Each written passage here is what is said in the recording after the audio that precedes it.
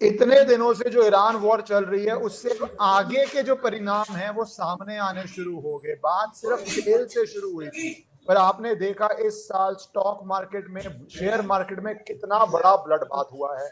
वो अभी रुका नहीं है कि अब रिपोर्ट आ गई है दिल्ली एनसीआर के अंदर हाउसिंग क्राइसिस शुरू हो गई है। कुछ लोग उसको क्रैश बोल रहे हैं, कुछ लोग इसको स्लो डाउन बोल रहे हैं, पर यह बात साफ है कि जो एकदम तेजी थी वो रुक गई है। उससे कंस्ट्रक्शन में क्या होगा, उससे ब्रोकर्स का क्या होगा, उससे इन्वेस्टर का क्या होगा, उससे एंड यूजर होम बायर का क्या होगा, क्योंकि प्रोजेक्ट में अगर पूरा पैसा नहीं आएगा कितने बिल्डिंगें बनेंगी। तो एक बड़ा सा उसके अंदर क्राइसिस दिख रहा है। साथ ही साथ लोग कह रहे हैं कि अगर 1 महीने और जंग चली तो पूरे वर्ल्ड में फर्टिलाइजर्स का क्राइसिस आ जाएगा, क्योंकि फर्टिलाइजर्स नहीं पहुंचेंगे, उससे एक नई प्रॉब्लम आएगी। वहां पे बात करें हीलियम, सेमीकंडक्टर, तो पूरी इकोनॉमी शुरू में सिर्फ स्टॉक मार्केट से हुई थी, पर अब बिकॉज इतनी देर चल चुका है इकोनॉमी का हर हिस्सा हिल रहा है। तो कई ऐसी चीजों पे जहां पे वॉर का क्या लग रहा है और इकोनॉमी का क्या लग रहा है, शेयर मार्केट का क्या लग रहा है, गोल्ड सिल्वर का क्या लग रहा है, और साथ ही साथ कब खत्म होगी, या भारत भी कुछ अग्रेसिव स्टेप्स लेगा। राजनाथ सिंह जी की आप सबने स्टेटमेंट सुनी है, तो क्या भारत भी इस मौके में कह रहा है सब अपने पुराने हिसाब पूरे कर रहे हैं तो भारत भी कर ले। ये सब अलग अलग टॉपिक डिस्कस करेंगे। हमारे साथ जुड़ गए हैं दोबारा से एस्ट्रोलॉजर नरेश जी। आप उनसे भली भांति परिचित हैं, तो मैं सीधा ही कॉन्वर्सेशन स्टार्ट कर देता हूँ। नरेश जी, क्या दिख रहा है, क्या लग रहा है? हर चीज ही आजकल उथल पुथल हो रही है। नमस्ते। सबसे पहले तो आपके सारे दर्शकों को नमस्कार मेरी तरफ से। तो देखिए, प्लानिटरी साइकिल इश्करण जी कुछ ऐसा है कि चीजें डिस्टर्ब होती हुई नजर आ रही हैं, आगे भी डिस्टर्ब हो सकती हैं। पिछली बार जब हमारी डिस्कशन हुई थी तो ये था कि 2 अप्रैल को मंगल राहु का कंजंक्शन टूटेगा, लेकिन उसके बावजूद 11 मई तक चीजें डिस्टर्ब है। उसका रीजन ये है कि 2 अप्रैल को मंगल आगे निकल आए हैं, जो एग्रेशन के कारक हैं। वो चले गए हैं मीन राशि में सूर्य और शनि के साथ। सूर्य शनि पहले ही वहां पर थे। 3 पाप ग्रह अब एक ही राशि में गोचर कर रहे हैं। राहत की बात सिर्फ हल्की सी ये है कि ये जल तत्व की राशि है, एग्रेशन ज्यादा नहीं है इसमें। लेकिन आगे जब चलेंगे, मंगल आगे जब चलेंगे अपनी मेष राशि में आ जाएंगे तो ज्यादा अग्रेसिव हो जाएंगे। अब यहाँ पर जब जिस दिन मंगल सूर्य का राशि परिवर्तन हो रहा है इसी 14 को, उस दिन मंगलवार है। उसका मतलब ये निकलता है भंडारी साहब, जब हम इसको एक होता है इंग्लिश ईयर, एक होता है हमारा संवत जब स्टार्ट होता है। तो जिस दिन संवत स्टार्ट होता है उस दिन गुरुवार था। 19 मई को के आसपास शायद ये हुआ है। उस दिन गुरुवार था, तो साल के राजा गुरु निकले हैं जिस दिन सूर्य चैत्र मास की प्रतिपदा के दिन जो होता है। और जिस दिन सूर्य का राशि परिवर्तन हो रहा है उस दिन मंगलवार है। इसलिए जो मिनिस्टर का दर्जा है, जो मंत्री का दर्जा है संवत के मुताबिक, वो मंगल को है। मंगल सेनापति है। अब मंगल सेनापति है, गुरु शांति लाने वाले ग्रह है। बेसिकली गुरु शांति के कारक है। तो संवत तो अभी शुरू हुआ है, 10-12 दिन हुए हैं, और पूरा इंप्लीमेंट होगा जब एक राशि पे यानी कि मेष राशि पे सूर्य आ जाएंगे। तो जब मेष राशि पे सूर्य आएंगे, मंगलवार के दिन आएंगे, तो एग्रेशन थोड़ा सा बढ़ सकता है। यहाँ पर अभी फिलहाल बढ़ता हुआ नजर आ रहा है, क्योंकि 3 ग्रह जो है वो एक साथ हैं, और जब तक ये कंजंक्शन नहीं टूटता तब तक कंप्लीट शांति नहीं आएगी। जब एग्रेशन की बात करते हैं तो एग्रेशन हमने देखा कि डोनाल्ड ट्रंप जो है वो राष्ट्र के नाम संदेश दिया उन्होंने पिछले हफ्ते, बहुत लंबी लंबी छोड़ी, बताया कि हमारी पूरी डोमिनेंस है उनके एयर स्पेस के ऊपर, उनकी नेवी के ऊपर और सारा कुछ। और ईरान ने 2 उनके जेट उड़ा के सब बता दिया दुनिया को कि कहां पर डोमिनेंस है और कहां पर उनका डोमिनेंस है, कहां पर उनका डोमिनेंस है। ये स्टेट ऑफ हॉर्मज फोर्स के साथ खुलवाने के लिए जा रहे थे। उनके जो रेस्क्यू हेलीकॉप्टर है उनके ऊपर भी अटैक हो गया, उनका पायलट अभी तक लापता है, पता नहीं लग रहा कि अभी क्या होगा। तो बस फिर डोनाल्ड ट्रंप जो है वो अपने ट्रूथ सोशल के ऊपर ही स्टेटमेंट्स लगातार जारी कर रहे हैं, हम उनका फ्लाई इंफ्रा तोड़ेंगे। एक पुल तोड़ भी दिया उन्होंने तेहरान को उसके साथ जोड़ने वाला। अब यहाँ पर स्थिति ये बनती है भंडारी साहब, जैसे आपने बताया कि क्राइसिस पैदा हो जाएगा। तो राहु क्या करता है, राहु जब अपने नक्षत्र में चल रहे हैं, राहु सितंबर तक 2 अगस्त तक रहेंगे। राहु क्या करता है, राहु एक्सट्रीम फियर भी पैदा करता है, एक्सट्रीम ग्रीड भी पैदा करता है। और एक करेला दूसरा नीम चढ़ा वाली बात यह होगी है कि केतु भी अपने नक्षत्र में आ गए। जब हमने लास्ट टाइम बात की थी तो केतु अपने नक्षत्र में नहीं थे। शनि अपने नक्षत्र में है, केतु अपने नक्षत्र में है, राहु अपने नक्षत्र में है, तीनों ही पाप ग्रह संभाव अपने नक्षत्र में। तो अल्टीमेटली चीजें थोड़ी सी ज्यादा बिगड़ती हुई नजर आ रही हैं। जिस तरीके से यूनाइटेड नेशन ने कंसर्न रेज किया है कि फर्टिलाइजर की कीमतें बढ़ सकती हैं या फर्टिलाइजर का क्राइसिस पैदा हो सकता है, आज की डेट में तो जब हम बात कर रहे हैं तो सबके पास कुछ ना कुछ दिन का बैकअप होता है। लेकिन यदि वहां पर आज भी वहां पर शांति हो जाती है तो वहां से जो सप्लाई शुरू होने का टाइम है उसको लेकर बहुत सारे कैलकुलेशंस हैं। कोई एजेंसी बोल रही है कि 60 दिन या 45 दिन का समय लग सकता है, कोई एजेंसी बोल रही है कि 1 महीने तक का समय सप्लाई शुरू होने में दोबारा लगेगा। कुछ जहाज वहां पर फंसे हुए हैं स्टेट ऑफ हॉर्मज में, कुछ जो नई सप्लाई शुरू होगी मिडिल ईस्ट से, आज भी शांति हो जाती है तो ये 1 महीने 1.5 महीने का समय लगेगा। तो जो आपने बताया है कि मार्केट में क्राइसिस आ गया है, रियल एस्टेट मार्केट में क्राइसिस आ गया है, वो मुझे टाइमली लगता है। टाइमली इस कारण है, क्राइसिस का कारण आप समझिए, क्राइसिस शुरू हुआ है एलपीजी के कारण। एलपीजी ना मिलने के कारण सभी शहरों में, ये नहीं है कि ये एनसीआर में हो रहा है, सभी शहरों में माइग्रेशन शुरू हो गई है। जिस तरीके से हमने कोरोना में देखा था कि माइग्रेशन शुरू हुई थी, जो व्यक्ति बाहर से आकर किसी बड़े शहर में काम कर रहा है, मुंबई में काम कर रहा है, दिल्ली में काम कर रहा है, बेंगलोर में काम कर रहा है, उसके पास एलपीजी का क्राइसिस है, उसको खाना बनाने के लिए गैस ही नहीं मिल रही है। इसके कारण यह क्राइसिस पैदा हो रहा है। जब क्राइसिस पैदा हो रहा है तो अल्टीमेटली क्या कर रहे हैं, जो रेंटल पे था वो रेंटल छोड़ के जा रहा है। तो उस हुआ क्या है, वो रेंटल छोड़ने के कारण, मान लीजिए आपकी बिल्डिंग है, आपने 10 फ्लैट किराए पे दे रखे हैं या 10 जो कमर्शियल प्रॉपर्टी किराए पे दे रखी है, उसमें क्या हुआ है, आपकी ईएमआई है, एक बंधी हुई ईएमआई है। तो जब एक जिसको रेंट पे दिया वो छोड़कर जा रहा है तो आपकी ईएमआई के ऊपर उसका प्रेशर आ रहा है, तो वो प्रेशर अल्टीमेटली बैंक के ऊपर जाएगा। तो ये है तो टाइमली ही, मई जून के बाद चीजें सुधरनी चाहिए, लेकिन ये इतना बड़ा डेंट मार जाएगा इकोनॉमी को भी, बैंक्स को भी और रियल एस्टेट को भी, इसको रिकवर होने में साल भर का समय लग जाएगा, साल भर से ज्यादा भी लग सकता है। तो ये इसका इम्पैक्ट तो आएगा ही आएगा। जो फियर है, एक्सट्रीम फियर और एक्सट्रीम अपॉर्चुनिटी भी यहीं पर आएगी। ये इसको एक तरफ नहीं देखेंगे, एक्सट्रीम अपॉर्चुनिटी भी यहीं पर आएगी, ये अपॉर्चुनिटी भी बनेगी। अब हमने देखा कि पिछले से पिछले हफ्ते में सिल्वर 199 टच कर गया, वो अपॉर्चुनिटी नरेश थी। जी, मैं एक सेकंड आपको रोकूंगा। मैं अपॉर्चुनिटी पार्ट में towards the end of conversation आ जाता हूं। मैं थोड़ा उसको दो अलग पार्ट्स में करना चाहता हूं कि जी पहले जी क्राइसिस कर लें, फिर हम अपॉर्चुनिटी, क्योंकि लोगों को एंड में अपॉर्चुनिटी क्या है, क्या ऑप्शंस हैं, ये सब एक सेपरेट में जी सेगमेंट जी करना चाहता हूं, क्योंकि इसमें दो चीजें बहुत इंटरेस्टिंग है जो जनता को भी समझनी है। कुछ लोग कह रहे हैं कि लोग बहुत ज्यादा चिंतित हो रहे हैं, बहुत ज्यादा पैनिक कर रहे हैं। कुछ लोग कह रहे हैं जी लोग बहुत कम चिंतित हो रहे हैं, बहुत कम पैनिक कर रहे हैं, क्योंकि अभी ये जी इफेक्ट ना गैस पे थोड़ा शुरू हुआ है, पर जो जी बिल्डअप करता है, जैसे जब मार्केट उठती है या चीजें सुधरती हैं, वो बिल्डअप करके अच्छा होता है।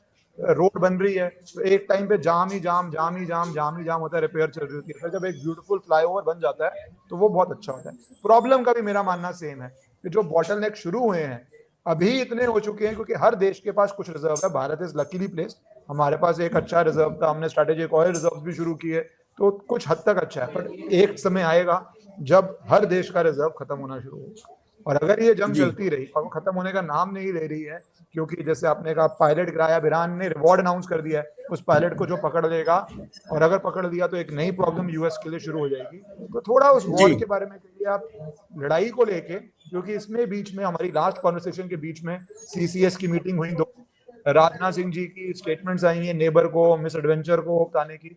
तो आपको क्या लग रहा है कि जो आपने कहा अपने नक्षत्र में भी आ रहे हैं, अग्रेसिव भी हो रहे हैं, तो क्या भारत भी कुछ काइनेटिक एक्शन या बड़ा एक्शन ओवर्ट पाकिस्तान पे कर सकती है, और क्या युद्ध और फैल सकता है? देखिए, 3 राशियां इस समय जब हम बात कर रहे हैं, मंगल शनि, 3 ग्रह, सॉरी, मंगल शनि और सूर्य, तीनों ही कन्या राशि को देख रहे हैं। कन्या राशि हमारे इस पूरे रीजन को रिप्रेजेंट करती है। जब हम भारत का नक्शा बनाते हैं, भारत का नक्शा जब हम बनाते हैं, जो शास्त्र में दिया गया है वो कंप्लीट भारत वाला, इंक्लूडिंग अफगानिस्तान और ये। और हमने कल रात को देखा कि अफगानिस्तान में भूकंप आ गया और वहां दिल्ली भी हिल गई, हम भी हिल गए, पंजाब भी हिल गया। लेकिन ये क्योंकि इसका टाइम स्पेन इतना छोटा है, 2 अप्रैल से लेकर 13 अप्रैल के बीच का, कि ये बहुत ज्यादा इंपैक्ट नहीं होगा। यदि ये समय निकल जाता है तो मुझे नहीं लगता कि भारत की तरफ से पाकिस्तान के ऊपर कुछ होने जा रहा है। बहुत सारी खबरें चल रही हैं। किसी एक सज्जन ने मेरे को मैसेज किया कि जयपुर में या बाकी एयरपोर्ट्स के ऊपर तैयारी हो रही है। तो मैं सर पंजाब में हूँ, अमृतसर एयरपोर्ट डिफेंस का एयरपोर्ट है हमारा, आदमपुर एयरपोर्ट डिफेंस का एयरपोर्ट है, लुधियाना हमारा शुरू होने जा रहा है, हलवारा वो डिफेंस का एयरपोर्ट है। यहाँ पर ऐसी कोई तैयारी नहीं है, मीन फिलहाल जो एज ए जर्नलिस्ट मुझे जो मेरी जो ऑब्जर्वेशन है, एज एन एस्ट्रोलॉजर कन्या राशि एक्टिवेट होती है। ये 10 दिन हो सकता है कि थोड़े से कुछ हलचल हो, या उधर से हो जाए या हमारी तरफ से कुछ हो जाए, लेकिन उधर से भी होती इसलिए नहीं नजर आती भंडारी साहब, क्योंकि पाकिस्तान इतना फटे हाल है आज की डेट में, मीन सॉरी टू से मैं ये शब्द यूज कर रहा हूँ, इतना फटे हाल हो गया, गोबर के ऊपर टैक्स लगा दिया, गोबर के ऊपर। हाँ, आप देखिए, गूगल करिएगा इसको, जिसके पास भैंस है उसका गोबर कलेक्ट करने के लिए बायोगैस प्लांट लगाने के लिए टैक्स लगाना पड़ रहा है उनको। और हमने देखा कि जनता वहां पर कैसे, पेट्रोल का क्राइसिस है, 55% पेट्रोल की कीमतें बढ़ा दी हैं। तो इतना जबरदस्त क्राइसिस में जब एक कंट्री है उधर अफगानिस्तान के साथ फ्रंट खोल के बैठा है, तो मीन कोई मूर्ख होगा कि इंडिया के साथ फ्रंट खोल लेगा, इसको दूसरी उसमें उसमें देखेंगे। पर दूसरा पाकिस्तान की मूर्खता को आप अंडर एस्टिमेट नहीं कर सकते, तो मतलब क्योंकि कुछ लोग मेरे पास अभी आए हुए थे, मेजर जनरल साहब आए हुए थे कुछ दिन पहले, 2 दिन पहले ही कर रहे थे, तो वो कह रहे हैं कि जब जब पाकिस्तान ऐसी हालत में होता है, नॉर्मल देश कंजर्वेटिव होता है, पाकिस्तान अटेंशन डाइवर्ट करता है, अटेंशन डाइवर्ट में भारत में कुछ मिस एडवेंचर करता है, तभी राजनाथ सिंह जी की वो स्टेटमेंट आई है कि तुम्हारी हालत हो रही है खराब, तुम जी अटेंशन डाइवर्ट करोगे। हाँ, नहीं वो बात ठीक है, वो स्ट्रेटेजिकली, क्योंकि जो आपके पास जो डिफेंस के लोग आए हैं, जो जनरल साहब आए हैं, उनका एक अपना प्रीवियस एक्सपीरियंस रहा होगा, पर्सनल एक्सपीरियंस भी रहा होगा, लेकिन मुझे वो विंडो है ना, एस्ट्रो विंडो है, वो सिर्फ 11 दिन की है। यदि इस 11 दिन में कुछ नहीं होता तो फिर मुझे नहीं लगता कि इंडिया पाकिस्तान के बीच बहुत बड़ा कुछ होने वाला है, क्योंकि बहुत सारे फ्रंट ऑलरेडी खुले हुए हैं। हम दोनों ही क्राइसिस में है, और अल्टीमेटली है तो क्राइसिस में हम भी, हालांकि हम थोड़े से मैनेजेबल हैं। मैनेजेबल इसलिए है क्योंकि स्टेट ऑफ हॉर्मस से यदि 55% ऑयल आ रहा था प्री वॉर, तो आज की डेट में 30% आ रहा है। हमने एवेन्यू खोल दिए, 40 कंट्रीज से हम इंपोर्ट कर रहे हैं। तो इसका अल्टीमेटली ये कंट्री का मैनेजमेंट है, जहां पर क्रेडिट देना चाहिए वहां पर देना ही चाहिए। मोदी साहब को जहां पर क्रेडिट देना चाहिए, या हमारे पेट्रोलियम मंत्री हैं, या जो हमारे ब्यूरोक्रेट्स हैं, जहां पर उनको क्रेडिट देना चाहिए वो देना चाहिए। अब 40 कंट्रीज से सप्लाई आ रही है। कनाडा में मेरे बहुत सारा सर्कल है, वहां से पता लगा कि वहां से और अमेरिका से हम तेल इंपोर्ट कर रहे हैं। सिर्फ दिक्कत इस चीज की आ रही है कि जो तेल हमें 11 दिन में पहुंच रहा था, वो तेल हमें 40 दिन में पहुंच रहा है। सिर्फ ये टाइम फ्रेम जब सेट हो जाएगा तो अल्टीमेटली हमारे एंड पे चीजें सेट हो जानी है। गैस का क्राइसिस है, एलपीजी का, हाँ, जितना पहले था 28 फरवरी के पहले था, जितने स्मूथ थी, वो स्मूथनेस नहीं होने जा रही है। अभी क्राइसिस रहेगा थोड़े दिन। यदि वो हॉर्मस खुल भी जाता है, स्टेट ऑफ हॉर्मस खुल भी जाता है, तो भी क्राइसिस रहेगा, लेकिन अल्टीमेटली हमारे पास उसका बैकअप भी है। हमने प्लान बी पर भी शिफ्ट हुए हैं, बहुत सारी चीजें हमने कर ली हैं। तो इंडिया मुझे नहीं लगता कि बहुत ज्यादा एग्रेसिव मिलिट्री एक्शन में इन्वॉल्व होने जा रहा है। ये 12 दिन का एक विंडो है, 11 दिन का जब हम आज बात कर रहे हैं तो 4 तारीख है, तो 8 दिन रह गए बीच में। जैसे ही सूर्य आगे निकलेगा ये कंजंक्शन टूट जाएगी और वहां पर चीजें ठीक होनी शुरू हो जाएंगी हमारे हाल एंड के ऊपर। हाँ, कन्या राशि पीड़ित है। अफगानिस्तान और पाकिस्तान के बीच में कुछ एस्केलेशन बढ़ जाए, वो क्लियर नजर आ रहा है कि वहां पर बढ़ सकता है। जी, अब ये क्योंकि आपने जो जंग की हमने बात की, सेशन की बात करी, और भारत के अंदर भी जिस तरह शेयर मार्केट का चल रहा है, उसके ऊपर आप क्या देख रहे हैं? क्योंकि एक नया इंडिया में ओवरवेलमिंगली लोग एसआईपी, म्यूचुअल फंड, इतने इतने सारे हजारों इंस्ट्रूमेंट्स आ गए हैं कि मार्केट में एक्सपोजर बहुत ज्यादा है, और अभी से उसके अंदर भारत की इकोनॉमिक पेन शुरू हो गई। अब उसको आप कह दीजिए वॉर का असर है, पर जनवरी से गिर रहा है, या मार्केट की नेचुरल करेक्शन है। आप इसको कैसे कहेंगे कि वॉर का असर या एक नेचुरल जो हमारे एस्ट्रोलॉजिकल साइकिल चल रहा है उसके अंदर करेक्शन होनी थी? और आप इसको कितनी डीप देखते हैं, कितनी महामंदी के रूप में जाते हुए देखते हैं, या जल्दी रिकवरी देखते हैं? देखिए, ये अल्टीमेटली तो वार का इम्पैक्ट है इसमें बहुत ज्यादा। हाँ, निफ्टी का पी देखते हैं तो निफ्टी का पी थोड़ा हाई साइड पे था फरवरी से पहले, अब निफ्टी का पी जस्टिफिकेशन वाले लेवल पे आ गया है। एफआईआई जो निकल रहे थे अब आना शुरू हो जाएंगे, क्योंकि जिस तरीके से आरबीआई ने एक्शन किया है 13 साल के हाई के ऊपर, जो है वो इसने 13 साल का सबसे बड़ा गेन दिया एक दिन में। परसों की बात है जब रुपी बहुत 95 के आसपास आ गया था, मुझे लगता है 95 के आसपास पीक कर गया है। और उसके बाद ही आपने देखा कि सेंसेक्स और निफ्टी ने जबरदस्त रिकवरी दी। जैसे जैसे ये रुपी अप्रिशिएट होगा डॉलर के अगेंस्ट, वैसे वैसे चीजें बाजार में ठीक होनी चाहिए। सिर्फ एक कंडीशन मुझे ठीक नहीं लग रही, वो है क्रूड यदि 120 को क्रॉस करता है तो मुझे लगता है कि क्रूड बहुत ज्यादा तेज हो जाएगा। क्रूड तेज हुआ तो फिर बाजार हमारा गिरेगा, ये फंडामेंटली है। एस्ट्रोलॉजिकली यदि हम को पूछेंगे तो एस्ट्रोलॉजिकली बाजार अब निकलना चाहिए, आगे चल जाएगा बाजार, क्योंकि प्लानिटरी पोजीशन 15 अप्रैल के बाद तो वैसे ही बहुत अच्छी है। 15 अप्रैल के बाद तो वैसे ही बहुत अच्छी है। उससे पहले वॉलेटिलिटी हमें देखने को मिल सकती है। 15 अप्रैल के बाद फिर जून जुलाई तक मुझे ठीक लगता है। जैसे एक्सट्रीम फियर आया ना, वैसे एक्सट्रीम ग्रीड भी आएगा। यही लोग जो भाई डर रहे हैं वही लोग खरीदने के लिए भागेंगे। अब देखना, मीन ये ट्रंप की हालत अब ये हो गई है कि सांप के मुंह में छिपकली वाला हालत हो गई है, ना वो उगलते बन रही है ना वो निकलते बन रही है। अल्टीमेटली उनको नेगोशिएशन पे आना पड़ेगा। तीन चीजें हो रही हैं जो समझ में आ रहा है ईरान की तरफ से जो प्रपोज किया जा रहा है। एक तो वो स्टेट ऑफ हॉर्मज तब खोलेंगे जब उनको श्योरिटी मिलेगी आगे फर्दर अटैक नहीं होगा। दूसरा, स्टेट ऑफ हॉर्मज के जरिए कुछ ना कुछ वो रेवेन्यू इकट्ठा करने चाहते हैं। उन्होंने प्रपोजल एक दे दिया है कि स्टेट ऑफ हॉर्मज से जो भी निकलेगा, ओमान और इसका कंट्रोल है, दोनों का कंट्रोल है, ओमान का भी कंट्रोल है, कुछ हिस्सा इनके हिस्से आता है, कुछ हिस्सा ओमान के हिस्से आता है। तो ओमान तो इजिली मान जाएगा, लेकिन ईरान अभी नहीं मान रहा क्योंकि वहां पर बहुत सारा लॉस हुआ है। तो वो एक फ्यूचर गारंटी चाहते हैं। हो सकता है ट्रंप ये फ्यूचर गारंटी दे दे। उसका रीजन आप समझिए, नो किंग्स प्रोटेस्ट हुआ है शायद अमेरिका में, 80 लाख के आसपास लोग सड़कों पे उतरे। पिछले हफ्ते की बात है, 27-28 मार्च की। इतनी जबरदस्त रैली हुई mean across the cities America में। दूसरा, डिफेंस बजट बढ़ाने की बात कर रहे हैं, उनको अप्रूवल नहीं मिल रही है जंग के लिए, खर्चा बहुत हो गया है। $39 ट्रिलियन के कर्ज के ऊपर बैठे हुए हैं ट्रंप। उनकी अपनी कैबिनेट जो है वो इसके ऊपर क्वेश्चन रेज कर रही है। अपने दो मेजर बड़े जनरलों को हटाना पड़ा, 3 हटाए हैं शायद। तो चलती जंग के बीच में आप कप्तान बदल रहे हो, अल्टीमेटली आपकी कंफ्यूजन का लेवल समझ आता है। यदि इसको मैंने ट्रंप की कुंडली स्टडी नहीं की थी, कल मैंने कुंडली देखी उनकी, डोनाल्ड ट्रंप की। तो कुंडली बनती है वृश्चिक राशि की, क्योंकि समय नहीं होता तो चंद्र कुंडली से भी देखेंगे तो वृश्चिक राशि है। तो वृश्चिक राशि से 5वां भाव जो होता है आपकी बुद्धि विवेक का भाव होता है। इस समय वहां पर मंगल भी है, सूर्य भी है, शनि भी है। जब 3 ग्रह आपके बुद्धि विवेक वाले भाव पर बैठ जाएं, आप क्या डिसीजन लोगे इसका अंदाजा आप आसानी से लगा सकते हैं।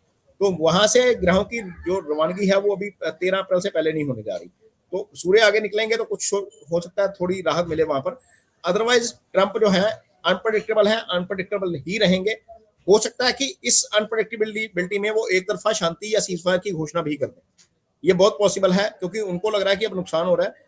कल तक नहीं था, जैसे ईरान ने जेट गिराए हैं उनके, जैसे उनका पायलट अभी एक नहीं मिल रहा है, उससे लग रहा है कि अब वो अंडर प्रेशर है। जिस तरीके से 3 जनरल जो उनके गए हैं, उन्होंने उनके डिफेंस मिनिस्टर ने जिस तरीके से रिजाइन किया, फोर्सफुली करवाया है, जिस तरीके से इंटरनल प्रेशर है, जिस तरीके से 5 नवंबर को मिड टर्म पोल है वहां पर, जिस तरीके से गैसोलाइन वहां पर बढ़ रही है, $4 के आसपास का रेट अब वहां पर हो गया। तो प्रेशर तो अमेरिका के ऊपर भी है, ईरान के ऊपर है तो अमेरिका के ऊपर भी प्रेशर है। तो अल्टीमेटली चीजें हो सकता है कि एक तरफा ही कर दे। जैसे एक तरफा बोल रहे थे कि ईरान की तरफ से नेगोशिएशन हुई है, ईरान ये चाह रहा है, हम ये नहीं चाह रहे, अपनी टर्म के ऊपर बोल रहे थे। हो सकता है अब टोन डाउन हो। अभी आज शनिवार है, मंडे को बाजार खुलेगा। और ये इंसान सर ऐसा है, इस इंसान के बोलने से पहले मार्केट में ट्रेड हो रहा होता है। 5 मिनट पहले शॉर्ट की पोजीशन बनती है या लॉन्ग की पोजीशन बनती है। ये रिवील भी हो गया पिछली बार। अब जब राष्ट्र के नाम संबोधन दिया है तो क्रूड हमने देखा 14% बढ़ा दिया एक ही दिन में। तो क्या लॉन्ग किया हुआ था? क्या अचानक से रविवार रात को कोई ऐसी स्टेटमेंट आएगी जिससे क्रूड 14% गिरेगा? मीन्स इसका कोई पता नहीं। मीन्स ये मैं अक्सर अपने दर्शकों को भी कहता हूँ कि 9 ग्रहों की स्टडी कर लेंगे, ये ट्रंप नामक 10वां ग्रह है, इसकी स्टडी नहीं हो पाती। पर आपने अब चार्ट भी देखा उसका, और ये तो है एक स्केल पे मार्केट मैनिपुलेशंस हो रही हैं, और दिख ही रहा है हमें कि किस ग्लोबल स्केल पे काम हो रही है। असल में थोड़ी डिफरेंट बात, उन्होंने जैसे बोलते हैं ना कि जिस व्यक्ति को बिग बिजनेस का एक्सपीरियंस था, एक नॉर्मल जो प्रेसिडेंट कोई भी आता, वो आता चलो नॉर्मल वे में कमाता, यूएस के स्टैंडर्ड से 200 300 400 मिलियन डॉलर का बहुत हो गए हैं, बुक्स उनकी पब्लिश हो जाती हैं, लेक्चर टूर के लिए ना $1 मिलियन की फीस मिल जाती है, वो ओके है। पर Trump came with knowing the system inside out, 30-40 साल से वहां के टॉप बिजनेसमैन में है, तो वो उसको ये भी पता है कि कैसे लॉन्ग करना है, कैसे शॉर्ट करना है, कैसे कमोडिटीज ट्रेड करनी है, कैसे गोल्ड सिल्वर करना है, कैसे बिटकॉइन करना है। वो तो हर एक स्टेटमेंट को मुझे लगता है $500 मिलियन मांग के चलता है कि हर स्टेटमेंट में मुझे इतना दो, ऊपर नीचे। और साथ में फिर वो कुलीग्स हैं, बिजनेस पार्टनर्स हैं, जिनका एबिलिटी है टू ले बिलियंस ऑफ डॉलर्स इन बेट, क्योंकि वो रिटर्न के लिए वो स्केल है। वो नॉर्मल किसी के बाद मेरे ख्याल से वर्ल्ड हिस्ट्री में हुआ ही नहीं है ऐसे जो ऐसी बेट्स और बड़ी बात ये है कि ये हो रहा है और ये डाटा बोल रहा है। ये ट्रेड जब होते हैं उसकी स्टेटमेंट से 5 मिनट पहले और 5 मिनट बाद वो क्लोज हो जाते हैं। मीन एक व्यक्ति 5 मिनट पहले ट्रेड ले रहा है, स्टेटमेंट आती है, 5 मिनट बाद क्लोज कर रहा है, तो वो रिवील हो रहा है। वो अब तो पता लग गया, तो अमेरिका में भी क्वेश्चन उठने लगे हैं कि ये ट्रम्प साहब कर क्या रहे हैं। पर वो क्वेश्चन तो उसको फर्क पड़ता है ना जिसको फर्क पड़ता हो। ट्रम्प साहब को तो कोई क्वेश्चन से फर्क नहीं पड़ता, सेकंड टर्म है, अगला टर्म आना नहीं है, एक एज है। तो पर आपको इसकी उनकी कुंडली में क्या लगा है कि ये अभी तक तो है, 28 तक तो है ही है, तो या और जंग होनी है और होना है, या इमीडिएट टर्म्स में जो आपने देखा है कि कहीं और, तो बीच में ग्रीनलैंड की बात करते थे, अब नहीं कर रहे, पर अब पता नहीं अब परसों से उड़ क्यूबा की के बात कर किसकी रहे हैं बात कर शायद, दें। हाँ, अब क्यूबा की बात कर रहे हैं शायद। चलो फिर वही। तो क्या लग रहा है कि और वॉर्स करने जा रहे हैं और नहीं, होने अभी जा रहा है, या शनि, देखिए शनि यहाँ पर मार्च 2028 तक रहेंगे बुद्धि विवेक वाले भाव में। मंगल तो खैर आगे निकल जाएंगे, तो बुद्धि विवेक तो डिस्टर्ब रहेगा ही रहेगा उनका। डिसीजन मेकिंग गलत होगी, गलत डिसीजन मेकिंग में नुकसान होता है, तो वो अमेरिका अब देख रहा है कि नुकसान हो गया है, इसीलिए अब बीच का रास्ता कोई ना कोई निकालने की कोशिश जरूर करेंगे। जिस तरीके से आइसोलेशन हुई है 40 कंट्री ने, ब्रिटेन ने 40 कंट्री के साथ जिस तरीके से मीटिंग की, ऑस्ट्रेलिया जिस तरीके से ट्रोलिंग कर रहा है, ऑस्ट्रेलिया के पीएम का जब बयान आया उनके खिलाफ, तो जिस तरीके से ट्रोलिंग हो रही है वेस्टर्न वर्ल्ड में भी वो अलग थलग पड़ते हुए नजर आ रहे हैं। हालांकि वो बोल रहे हैं कि नाटो कुछ नहीं है, मैं फंडिंग कर रहा हूँ, सारा कुछ है, बहुत बहुत सारी चीजें हैं, लेकिन मुझे लग रहा है कि जो जिस तरीके से पोलराइजेशन हो रही है ट्रंप के खिलाफ, या जिस तरीके से आइसोलेट हो रहे हैं ट्रंप, मुझे लगता है कि थोड़ा सा जल्दी अकल आ जाएगी।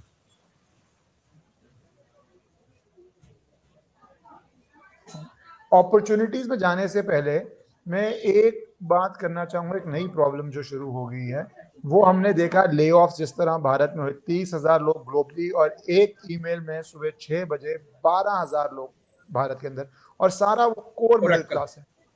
और सारा वो कोर मिडिल क्लास है, जिसके ऊपर रिस्पॉन्सिबिलिटीज हैं, घर की ईएमआई की, पेरेंट्स की, बच्चों की स्कूल की, गाड़ी की ईएमआई। क्योंकि एक रियलिटी है, आज हम सारे ईएमआई कल्चर में जी रहे हैं, सबकी 10-15 ईएमआई, हेल्थ की, इंश्योरेंस की, बहुत सारी ईएमआई बंधी हुई हैं। तो ये एआई की वजह से आया, और उसके फायरिंग के बाद कंपनी के शेयर प्राइसेस बढ़ रहे हैं, क्योंकि उनकी ऑब्वियसली लाइबिलिटी कम हो रही है, एक्सपेंडिचर कम हो रहा है, और काम निकल पा रहा है। तो आप जॉब्स, एम्प्लॉयमेंट, अनएम्प्लॉयमेंट को भारत के अंदर, एआई हो चाहे वॉर हो चाहे इकोनॉमी हो, किस तरह देख रहे हैं for the youth of India, किस तरह जाने वाला है ये साल? देखिए जब कंप्यूटर आया था ना, राजीव गांधी कंप्यूटर लेकर आए थे, तो लग रहा था कि सारी की सारी जॉब चली जाएंगी। As far as planetary cycle is concern, planetary cycle में कुछ इस तरह का बहुत बड़ा नहीं है कि बहुत बड़े लेवल के ऊपर मास ले ऑफ हो जाएगा। 12,000 एम्प्लॉई ओरेकल जैसी कंपनी निकाल रही है, या माइक्रोसॉफ्ट में या एप्पल में कुछ ले ऑफ हो रहे हैं, कुछ बाकी आईटी कंपनी में भी हो रहे हैं, लेकिन अल्टीमेटली ले ऑफ भंडारी साहब वहां पर होगा जहां पर आपका स्किल जो है वो ज्यादा नहीं है। मैं मीडिया में काम करता हूँ, मीडिया में जब एआई आया तो लग रहा था कि बड़ा कुछ गड़बड़ हो जाएगा, लेकिन हमारे पास ऐसे लोग जिनको एआई आता है उनकी सैलरी बढ़ गई है। तो every crisis an opportunity also. तो ट्रेनिंग दिलवाई जिन लोगों को लगता था कि हाँ इतना जरूर है कि आपकी प्रोडक्टिविटी बढ़ जाती है, कंपनी एक्सपेक्ट करती है कि आपकी प्रोडक्टिविटी, क्योंकि एआई का यूज करके प्रोडक्टिविटी बढ़ सकती है। तो इवन एस्ट्रोलॉजी में भी बहुत सारे एक्सपेरिमेंट हो रहे हैं, और उसमें भी एआई का यूज किया जा रहा है। हालांकि एआई इतना ट्रेंड नहीं है उस मामले में, क्योंकि एआई को इंग्लिश की समझ तो है, वेस्टर्न एस्ट्रोलॉजी थोड़ा बहुत समझ लेता है, लेकिन जो भारतीय शास्त्रीय रेफरेंस जब हम उसमें डालते हैं तो उसको नहीं पता लगता, वो ब्लैंक हो जाता है, वहां पर वो मिसकैलकुलेट कर देता है। तो इसके ऊपर भी काम, जितना जितना डाटा उसके ऊपर जाएगा, तो ultimately with the passage of time 1 या 2 साल बाद यहाँ पर भी वो मदद करेगा। बहुत सारी बड़ी वेबसाइट्स हैं जो मैं नाम ही ले लूंगा, एस्ट्रोटॉक है, एस्ट्रोसेज है, जो बड़े प्लेटफॉर्म है वो कर रहे हैं, एआई का इस्तेमाल कर रहे हैं। तो मुझे नहीं लगता कि ये बहुत बड़ी चिंता का विषय है। जिसके पास स्किल है उसके पास अपॉर्चुनिटी हमेशा रहेगी, और भारत जैसा देश जहां पर हर कदम पर अपॉर्चुनिटी है, हर कदम पर अपॉर्चुनिटी है। मैं आपको अपना बताता हूँ भाई साहब, मैंने 10वीं के बाद स्कूल छोड़ा हुआ, I was forced to leave the school. तो मैं आज आपके साथ बात कर रहा हूँ, तो मीन मेरी जो ग्रेजुएशन है वो 2005 की है, मेरी 10वीं 95 की है, मेरी 98 की वो +2 है। Mean difference of the 10 years in the from the matric to graduation, और सारी कॉरेस्पॉन्डेंट है। यदि यदि आपके पास थोड़ा सा पैशन है, स्किल है, तो कोई चिंता की बात नहीं है। और प्लानिटरी साइकिल के मुताबिक इंडिया में कोई बहुत ज्यादा बड़ा क्राइसिस नहीं आने जा रहा। तो जो एम्प्लॉयमेंट को लेके आप बड़ा क्राइसिस नहीं देख रहे भारत में, क्योंकि नहीं भारत ही बहुत सबसे कोई ज्यादा कोई इफेक्टिव कोई होने आ रहा है। We are the youngest population, तो we have the most people who want jobs, young है ना, वर्किंग एज है। हाँ, नहीं यही हमारी स्ट्रेंथ भी है, यही हमारी थोड़ी वीकनेस इसलिए है क्योंकि हमारा करिकुलम कुछ इस तरह का है कि हमारी जो यूथ ब्रिगेड है या यंग एयर जो फोर्स है, हमारी वर्क फोर्स है, वो एम्प्लॉयबल कम है। वहां पर कंसर्न जरूर है, वो हमेशा रहेगा। जब एम्प्लॉयमेंट का डाटा आता है हर महीने या हर साल, तो उसमें कोई बहुत बड़ा बदलाव नहीं नजर आता। आप देखिए पिछले 10 साल का डाटा यदि आप उठा लें तो उसमें 0.1 0.2% का फर्क ऊपर नीचे रहता है, बहुत ज्यादा उसमें अंतर नहीं है। और ये होगा भी नहीं, क्योंकि इतनी अपॉर्चुनिटीज है हमारे पास, इतनी अपॉर्चुनिटीज है। हाँ, इतनी चिंता की बात एक जरूर नजर आ रही है कि जो रेमिटेंस है हमारा, यदि हम मिनिस्ट्री ऑफ एक्सटर्नल अफेयर की वेबसाइट के ऊपर जाते हैं तो लगभग 3.25 करोड़ लोग हमारे बाहर हैं विदेश में, इंक्लूडिंग NRI एंड PIO। उसमें से जो रेमिटेंस आता है उसमें से 1/3 जो पॉपुलेशन है हमारी वो मिडिल ईस्ट में है। वहां पर क्राइसिस जरूर पैदा हो सकता है। वो रेमिटेंस का क्राइसिस है, वो एम्प्लॉयमेंट का क्राइसिस नहीं है। जैसे ही मिडिल ईस्ट में चीजें ठीक होंगी वो भी चीजें ठीक हो जाएंगी। अब मैं आना चाहता हूँ थोड़ा अपॉर्चुनिटीज के ऊपर, क्योंकि ये साल तो इकोनॉमी के लिए अभी तक कठिन ही जा रहा है, चाहे मैंने इससे वाले रियल एस्टेट की बात करें, चाहे शेयर मार्केट की करें, चाहे जॉब्स की करें, चिंता वाले हो रहे हैं। और साथ में वॉर के बाद एक सेंटीमेंट नेगेटिव होना शुरू हो जाता है। रेमिटेंस की बात आपने ऐड ही कर दी, तो अपॉर्चुनिटीज आप कहाँ देख रहे हैं, क्या हालत देख रहे हैं, और इसमें आप गोल्ड सिल्वर भी कवर कीजिएगा, तो पूरी अपॉर्चुनिटीज आप कहाँ देख रहे हैं? देखिए, सिल्वर हमने 4,20,000 देखा 29 जनवरी को, हमने 1,99,000 भी देख लिया पिछले हफ्ते ही, जब उसने बॉटम बनाया लगभग 26 मार्च के आसपास का बॉटम था उसका। तो उसने जब बॉटम बनाया 199 भी देख लिया। वो एक अपॉर्चुनिटी थी, मुझे लग रहा है कि वो एक तरीके से बॉटम बन गया। और वो इसलिए हुआ क्योंकि सैटर्न एंड वीनस दोनों का कंजंक्शन बना हुआ था। भंडारी साहब, बड़ी इंटरेस्टिंग स्टडी है, बहुत इंटरेस्टिंग स्टडी। आप 1980 से शुरू हो जाइए, 1980 मैं आज हम 2026 में बात कर रहे हैं। 46 साल में जितने गोल्ड और सिल्वर के बड़े फॉल आए, उस समय या तो शनि के सामने शुक्र था, या शनि के साथ शुक्र था, या शनि की दृष्टि में शुक्र था। बड़े फॉल, जितने बड़े फॉल आए, 10-12 बड़े फॉल आए हैं। और उनमें से एक बड़ा फॉल ये था जो मार्च का था, 2 मार्च से लेकर 26 मार्च तक का। 26 मार्च को सुबह वो चेंज हुआ, उसके बाद चीजें इंप्रूव होनी शुरू हो गई। एस्ट्रो साइकिल देखते हैं तो मुझे बुलियंस अभी भी ठीक लगता है। मुझे बुलियंस इसलिए ठीक लगता है, जंग रुक भी जाती है तो भी इकोनॉमिक स्लोडाउन रहेगा। इकोनॉमिक स्लोडाउन होने की स्थिति में सेफ हेवन गोल्ड रहता है। जब हम आज ये वीडियो शूट कर रहे हैं आपके साथ, उससे पहले मैं एक अपने पेज के लिए वीडियो शूट करके हटा हूं। वर्ल्ड गोल्ड काउंसिल का डाटा आया है, फरवरी महीने में सेंट्रल बैंक ने 19 टन गोल्ड बाय किया है, नेट बाइंग है। जनवरी में ये बाइंग नहीं थी, और जनवरी के मुकाबले फरवरी ठीक हुआ है। अकेले पोलैंड ने 20 टन गोल्ड जो है वो ले लिया। चाइना नेट बायर है, रशिया ने सेलिंग की है। जब सेंट्रल बैंक्स खरीद रहे हैं, इस क्राइसिस में भी खरीद रहे हैं, तो अल्टीमेटली गोल्ड में सेंट्रल बैंक का इंटरेस्ट बना रहेगा। जब गोल्ड में सेंट्रल बैंक का इंटरेस्ट है तो आम आदमी का इंटरेस्ट उसमें इंटैक्ट रहेगा, क्योंकि सेंट्रल बैंक्स की टोटल जो बाइंग है उसके जो टोटल पोर्टफोलियो कह लीजिए आप, उसमें बॉन्ड्स भी हैं, उसमें डॉलर रिजर्व भी है, उसमें गोल्ड रिजर्व भी है, 22 to 23% का है। तो यदि सेंट्रल बैंक 22-23% पे बैठे हैं तो एज ए लेमैन हम क्यों नहीं बैठ सकते? ये एक फंडामेंटल वो रीजन है जो मुझे लगता है कि गोल्ड और सिल्वर में अपॉर्चुनिटी बनती है। बाकी इक्विटी को लेकर मैं अभी ठीक है, मीन चलता रहेगा थोड़ा बहुत, लेकिन मैं नवंबर के बाद बिल्कुल बुलिश नहीं हूँ। मुझे लगता है नवंबर के बाद बाजार में से निकल जाना चाहिए। अभी जो क्राइसिस नजर आ रहा है, इससे बड़ा क्राइसिस अगले साल इसी साल नवंबर के बाद शुरू हो जाएगा। 27 बहुत अच्छा नहीं है। जिन लोगों को लग रहा है कि 26 बहुत वर्स्ट है, 27 का इंतजार करिए। 27 में बहुत सारी चीजें हैं जो दुनिया पहली बार देखेगी। फाइनेंशियल मार्केट में बहुत सारे लोग जो खासतौर पर 2020 के बाद आए हैं, वो पहली बार देखेंगे कि बाजार में गिरावट जब आती है तो कैसे आती है। 2008 मैंने देखा हुआ है, 2001 मैंने देखा हुआ है। मुझे 2008 और 2001 जैसी चीजें नजर आती हैं। 1992 में जब हर्षद मेहता हुआ था, उस समय वो बहुत छोटा था, वो मैं नहीं देख पाया, लेकिन खैर मुझे वो डाटा सारा पता है क्योंकि उसको स्टडी किया है। सेम चीज 92 वाली, 2001 वाली, 2008 वाली चीजें रिपीट होती हुई एस्ट्रो साइकिल में क्लियर नजर आ रही हैं। तो नवंबर के बाद मेरी एडवाइस है, एस्ट्रो एडवाइस है कि थोड़ा सा सावधान रहना चाहिए, थोड़ा सा कंजर्वेटिव अप्रोच के साथ काम करना चाहिए, इक्विटी में एक्सपोजर कम रखना चाहिए, गोल्ड में लेकर जा सकते हैं। बॉन्ड ऑब्वियसली हमेशा फेवरेट रहते हैं, क्योंकि बॉन्ड्स में आपको पैसे ठीक ठाक बन जाते हैं और उसमें रिस्क कम रहता है। तो बॉन्ड्स, रियल एस्टेट भी मुझे लगता है कि अब आगे चल निकलेगा। ये क्राइसिस वाला इशू है, इसके बाद रियल एस्टेट भी निकलेगा। हाँ, दुबई में है क्राइसिस, दुबई में बहुत क्राइसिस है और आगे भी हो सकता है दुबई में क्राइसिस रहे। लेकिन मजे की बात पता क्या है, मैं परसों बिजनेस स्टैंडर्ड पढ़ रहा था भंडारी साहब। बिजनेस स्टैंडर्ड में एक रिपोर्ट थी कि जितने इंडियंस ने पैसा लगाया दुबई के रियल एस्टेट में, they are not ready to sell it. बेचना नहीं चाहते इनफैक्ट यही एक्सपीरियंस मैं आपको बताता हूँ, क्योंकि क्लाइंट्स आते रहते हैं सारे ही।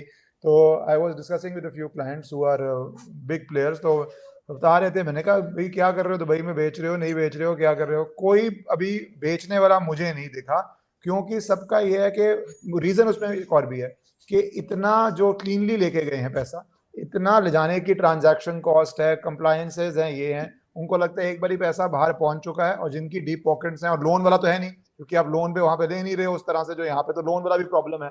तो आपने वो बाहर ले आया हुआ है, उसको वो ठीक है, साइकिल है, साल 1.5 साल में ठीक हो जाएगा, और उसको वापस लाना, रुपी डिप्रिशिएट करता है नहीं करता, कंप्लायंसेस हैं, फिर दोबारा ले जाना। तो वो एक रीजन जो ये बन गया ना स्ट्रक्चरल, वो भी काफी है। फिर कुछ लोग तो बुलिश ही हैं, वो तो अलग ही लोग हैं जो बुलिश हैं। तो दोनों रीजंस का नहीं, एक कंजम्पशन है। अल्टीमेटली बुलिश हो जाना है, होना बुलिश ही है इसने। ये सिर्फ ये टाइमली क्राइसिस है। जब तक ये कंजंक्शन है, ये 3 ग्रहों की बनी हुई है, पहले मंगल राहु था, अब मंगल सूर्य शनि हो गए, तो वैसे मुझे 13 के बाद चीजें काफी ठीक नजर आती है, बेटर हो जाएगा, बहुत सारी चीजें बेटर होती नजर आएगी। पर आप मार्केट के लिए बहुत, मैंने इंटरप्ट नहीं किया आपको, आप मार्केट के लिए तो बहुत भयानक भविष्यवाणी कर रहे हैं कि अभी तो कुछ है ही नहीं है, नवंबर के बाद असल आप बोल रहे हैं या अगले साल आ रहा है, तो थोड़ा उस पर एक्सपैंड कीजिए। क्योंकि जो लोग अभी हाई हाई कर रहे हैं, और यू राइट, बहुत लोग इंडिया में, एक डाटा आया था कि डीमैट अकाउंट जितने हाल में खुले हैं 75% are below the age of 30। These are all young people जिनको समझा दिया गया 1000 करो, 2000 करो, 5000 करो, एफडी पाप है, गवर्नमेंट बॉन्ड्स पाप हैं, पैसे तो तुम्हारे सिर्फ मार्केट में बचेंगे, अग्रेसिव रहो, घर तो खरीदो ही मत, रेंट करो घर, तो तुम जब 50 के होगे तब देखना तुम्हारा फाइनल होम क्या है। तो वो ना घर लिया हुआ है और ईएमआई में फंसे पड़े हैं, और आप ऊपर से बोल रहे हैं कि 27 में आप इससे भयानक देख रहे हैं। तो क्या देख रहे हैं आप?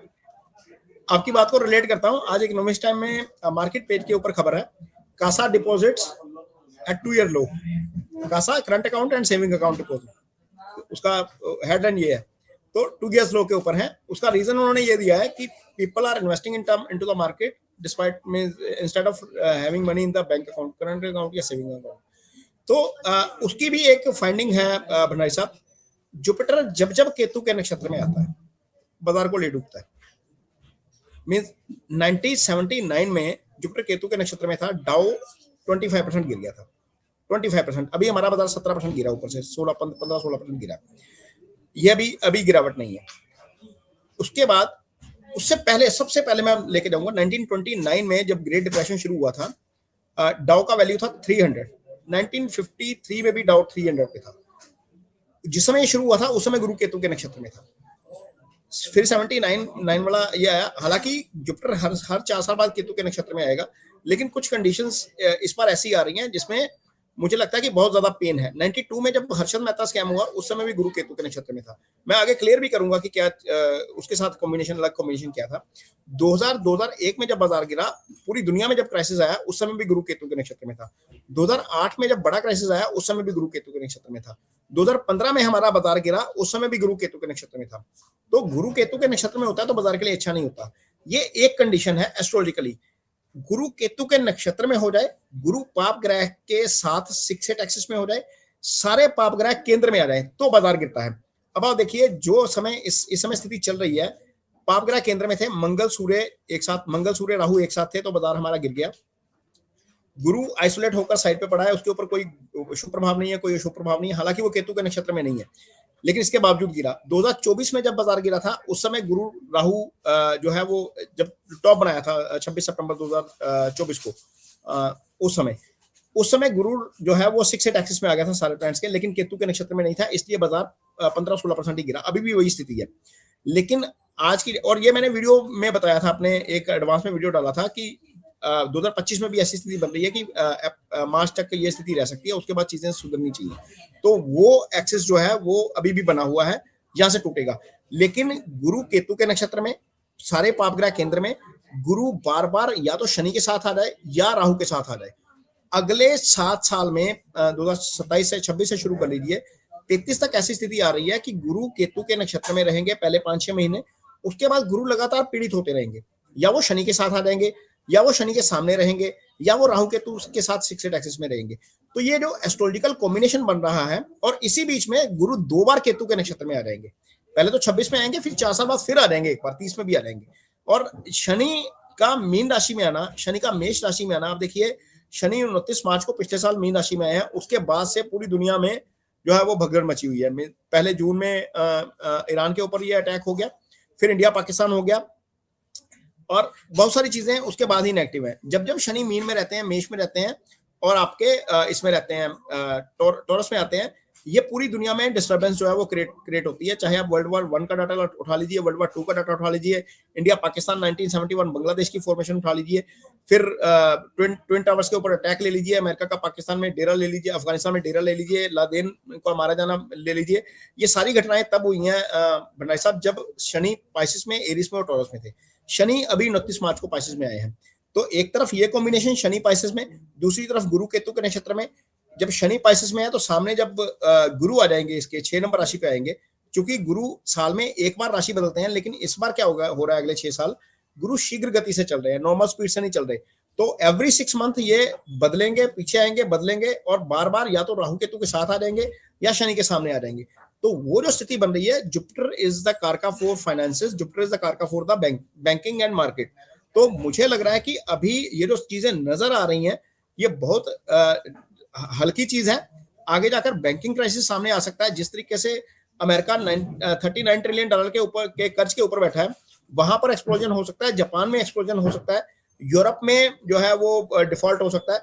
यदि ये चीजें हो रही हैं, मींस क्लियर नजर आ रहा है, और पहले से ये तो जंग शुरू हुई है उसके बाद की स्थिति है, लेकिन उसके पहले भी क्या स्थिति थी? यूरोप में पहले भी क्राइसिस नजर आ रहा था, जापान में पहले भी क्राइसिस नजर आ रहा था, 39 ट्रिलियन डॉलर के कर्ज के ऊपर पहले भी अमेरिका बैठा हुआ था। अब जंग के बाद चीजें और कॉम्प्लिकेटेड हो गई हैं। अब ये जब रिवील होंगी, जब ये उस पे आएंगी, सतह पर आएंगी, तो बहुत सारी चीजें हैं बाजार में जो नेगेटिव हो जाएंगी। तो ये जो बाजार में नेगेटिव होने का सीन लग रहा है वो अक्टूबर 30 को जब जुपिटर आएंगे सिंह राशि में, वहां पर ऑलरेडी केतु का नक्षत्र है, केतु के नक्षत्र में गुरु, केतु के साथ गुरु, और 12 नवंबर को मंगल केतु, और ये आपका जो है वो काम खराब करेगा। गुरु केतु 2 पे आ जाएंगे, 6-8 एक्सिस का हो जाएगा। केतु मंगल के साथ आ जाएंगे 12 नवंबर को। उसके बाद चीजें संभाले नहीं संभलेंगी, संभाले नहीं संभलेंगी जब आप कहते हैं, और मैंने यही कहा कि लोग अभी सफर कर रहे हैं, और आप इन अ वे ठीक है, लोगों को कॉशियस भी कर रहे हैं, कंजर्वेटिव भी हो जाइए, सोचिए भी कि अक्टूबर नवंबर के बाद भयानक स्थिति आ चुकी है, आ सकती है, जो संभले नहीं संभलेगी। इसमें मैं सिर्फ एक आपका शब्द उठाना चाहूंगा जिसको थोड़ा सा एक्सपैंड कर दीजिए, क्योंकि हमने देख लिया है वर्ल्ड इतना इंटरकनेक्टेड है कि एक छोटा सा स्ट्रेट ऑफ हर्मोज को हम रोक देते हैं तो पूरे वर्ल्ड में इकोनॉमिक क्राइसिस आ गए हैं। अब आपने जब ये अक्टूबर नवंबर की बात कर रहे हैं तो आपने एक रेफर किया ग्लोबल बैंकिंग क्राइसिस को, यूएस के ऊपर डेट को, मनी की लिक्विडिटी को। वहां पे भी वैसे बात चल रही है कि फिएट करेंसी है, ऑल्टरनेटिव करेंसीज चाहिए, जो भी है। तो क्या आप एक ग्लोबल बैंकिंग क्राइसिस या बैंकिंग कोलैप्स टाइप देख रहे हैं, वैसा कोलैप्स जो 2008 में या 1929 में हुआ था? 2008 जैसी स्थिति नजर आती है। 2001 में तो ये हुआ था ना कि थोड़ा सा जो आईटी सेक्टर था वो थोड़ा सा वो कर गया था इसको, जो है वो 2001 वाला जो सिस्टम था उसमें नेस्डैक और ये क्रैश कर गए थे, जिसके कारण हमारी आईटी कंपनी भी डूबी थी। .com बबल बोलते हैं उसको, है ना। लेकिन जो 2026 में होने जा रहा है वो मोर और लेस बैंकिंग के साथ है, वो डॉलर की डीवैल्यूएशन के साथ है। जिस तरीके से अमेरिका आइसोलेट हुआ है, जिस तरीके से जिनको भरोसा दिया गया था सिक्योरिटी का, सारी अरब कंट्रीज, जिस तरीके से सऊदी अरब, कुवैत, यूएई सारे वनरेबल हो गए, है ना। अब सबके ऊपर अटैक हो रहे हैं, और ये सारी कंट्रीज थी जो अमेरिका की इसी इंश्योरेंस के ऊपर अपने ऑयल को डॉलर में ट्रेड कर रही थी, क्योंकि वहां से उन्हें सुरक्षा है। अब वो सुरक्षा वाला जो ट्रस्ट टूटा है, जिस तरीके से उनके इंफ्रास्ट्रक्चर के ऊपर अटैक हुआ है, जिस तरीके से दुबई में क्राइसिस आया है, उसको देखकर जो एक प्रपोजल आया था यूएई के सामने कि वो ब्रिक्स में शामिल हो जाए, यदि वो ब्रिक्स में शामिल हो जाता है, चाइना इसमें सफल हो जाता है, आप इमेजिन करिए यदि डॉलर में ट्रेड नहीं हो रहा क्रूड का, और क्रूड का ट्रेड किसी और करेंसी में हो रहा है, तो क्या होगा? पूरी दुनिया का नक्शा बदल जाएगा, मींस फाइनेंशियल मार्केट ही बदल जाएगी। तो बहुत सारी चीजें हैं जो अनफोल्ड होंगी आने वाले टाइम में, लेकिन उसमें ज्यादा जो क्राइसिस नजर आता है वो बैंकिंग और फाइनेंशियल इंस्टीट्यूशन का नजर आ रहा है। जी, धन्यवाद नरेश जी, आपने आके समय दी और ये सारी बातें कवर करी विद यूनिक पर्सपेक्टिव, क्योंकि एज अ टॉप जर्नलिस्ट आपको सारी खबर भी है, प्लस आप एस्ट्रोलॉजिकली जब उसको देखते हैं तो दोनों पहलू दिख जाते हैं, और तभी मुझे लगता है लोगों को बहुत एक अवेयरनेस लेवल में जरूरी है, कंजर्वेटिव रहिए, सेफ रहिए। Thank you so much for your time. Thank you आपके दर्शकों को भी बहुत बहुत धन्यवाद।